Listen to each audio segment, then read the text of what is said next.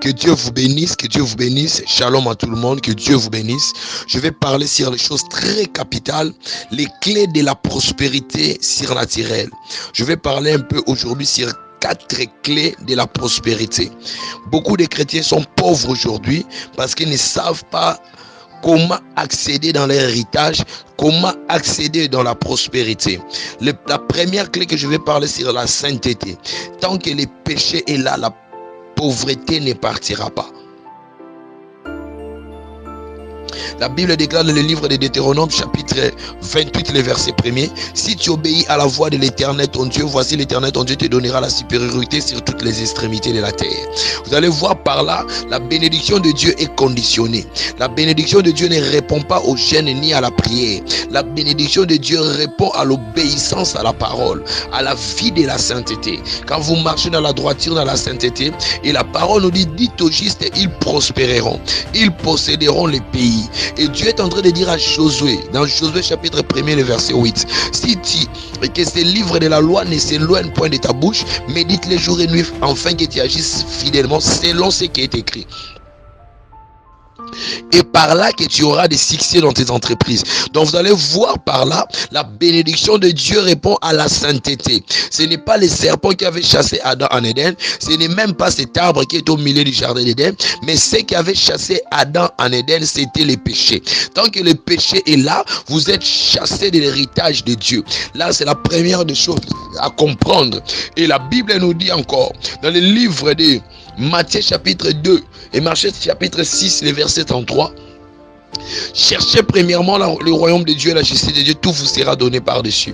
Vous allez voir, Dieu demande simplement à l'homme de quitter la vie du péché pour accéder dans son héritage. Le deuxième accès pour accéder dans cette richesse, c'est pour mouvoir aux besoins des pauvres, pour mouvoir aux besoins des orphelins, des veuves. Vous allez lire dans le livre de Job chapitre 28, vous allez voir la vie de Job était là pour mouvoir aux autres. Tu as les habits que tu ne portes pas. Il y a toujours quelqu'un dans les besoins quelque part, et quand vous donnez à celui qui est dans les besoins, il y aura aussi quelqu'un quelque part qui cherchera à vous bénir. Donc ne donnez pas pour attirer les hommes, mais donnez pour attirer Dieu. Quand vous donnez pour attirer Dieu, votre panier ne sera jamais sèche.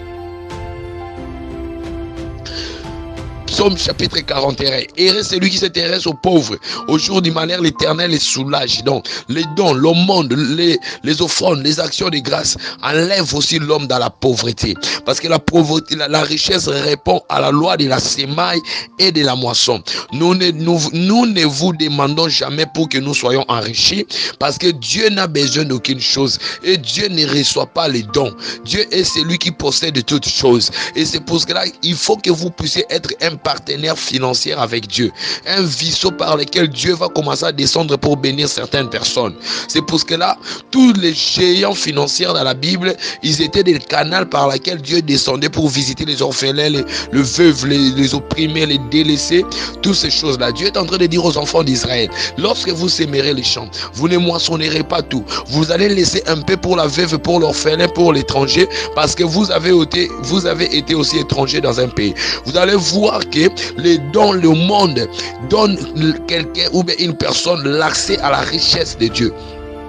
La troisième clé, c'est l'amour. La Bible déclare, Salomon aima l'Éternel et David était l'homme selon le cœur de Dieu. Pourquoi David était l'homme selon le cœur de Dieu? Parce que David avait constitué des choses pour construire pour Dieu.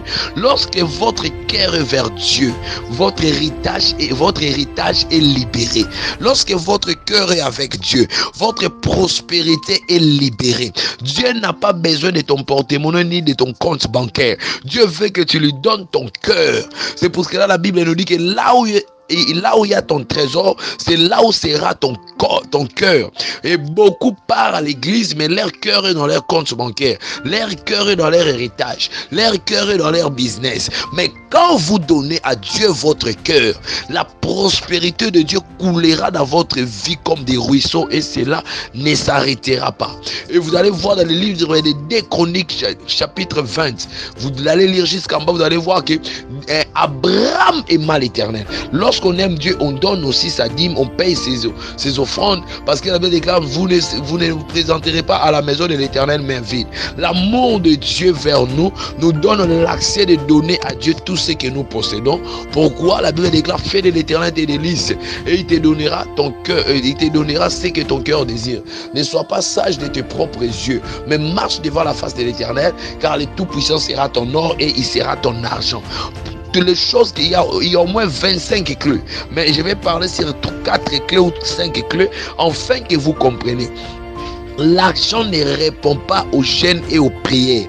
L'argent ne répond pas aux jeûnes et aux prières. La prospérité de Dieu répond à l'obéissance de sa parole. La prospérité de Dieu répond à la semaille et à la moisson. Ce que tu sèmes, c'est ce que tu dois récolter. Et je vais terminer par la dîme. La dîme a commencé avant la loi. 430 ans avant Moïse, Abraham paya sa dîme. 430 ans avant Moïse, Jacob aussi paya sa dîme. Dans Genèse chapitre 28, vers le dernier verset, vous allez voir, Jacob est en train de faire un vœu. Il a dit à Dieu, si tu ises me bénir et que tu me donnes des vêtements de réchange, moi le Tout-Puissant, tu seras mon Dieu et je te donnerai la dîme de tout ce que je possède. Et vous allez voir dans le livre de Genèse chapitre 14, la Bible nous éclaire sur la dîme. Sans la dîme, il n'y a pas la prospérité. La dîme brise certains blocages et combats. Et vous allez voir dans le livre de Malachie chapitre 3, la Bible nous dit, Dieu est en train de dire clairement, Shabradaya Mandebros, mettez-moi à la sorte à l'épreuve. Vous verrez si je n'ouvrirai pas pour vous les écluses du ciel. Pour vous, je dévorerai celui qui dévore. La dîme est l'accès à la prospérité. La dîme, c'est le signe de la reconnaissance.